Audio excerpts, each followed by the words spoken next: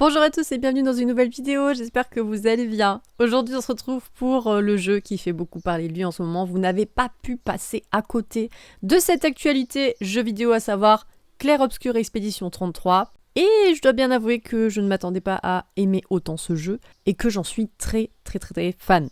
Voilà, pour ne pas dire obsédée. Et aujourd'hui j'ai décidé de vous sortir une vidéo tuto sur l'un des sujets les plus, selon moi, complexe du jeu, et pourtant quand on le comprend, le jeu prend une toute autre dimension. Alors moi j'ai compris tous les tenants et les aboutissants de ce que je vais vous expliquer dans cette vidéo au bout de l'après acte 3, donc vraiment dans le endgame. Et pour ça, je sais que j'aurais pu regarder une vidéo pour essayer de comprendre un peu plus vite, et je l'ai pas fait, et franchement, je le regrette. C'est pourquoi je vous fais une vidéo sur le sujet. Sachez que cette vidéo ne va rien vous spoiler, ça vous spoil uniquement une espèce de mécanique du jeu, comme si je vous disais, il vaut mieux augmenter la santé plutôt que la défense. Enfin voilà, un truc à la teneur de ça, voyez, en termes de spoil. Donc vraiment, vous ne risquez rien, n'hésitez pas à regarder la vidéo.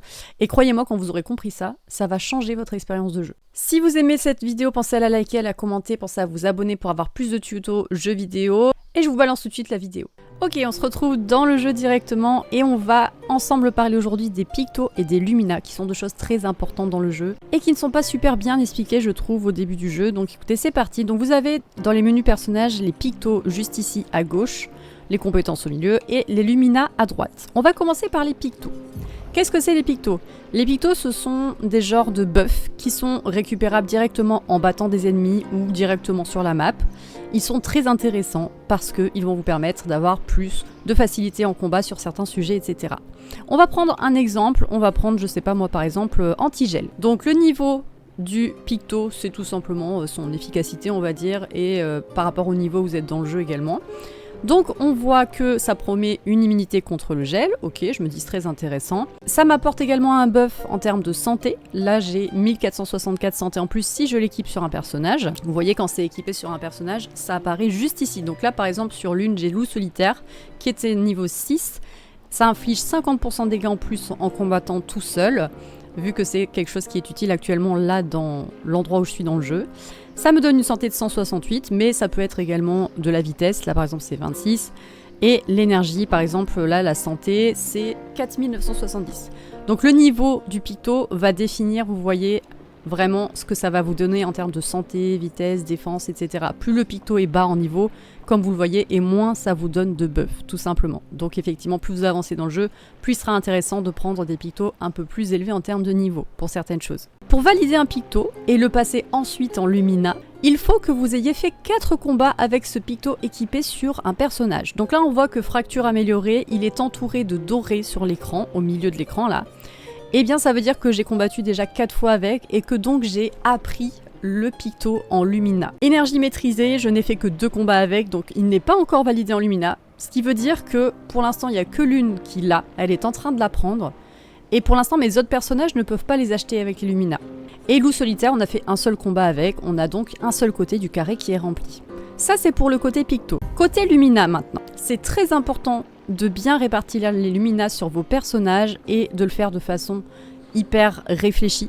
En fait, une fois que le picto est appris, vous pouvez l'acheter avec des lumina pour tous vos autres personnages.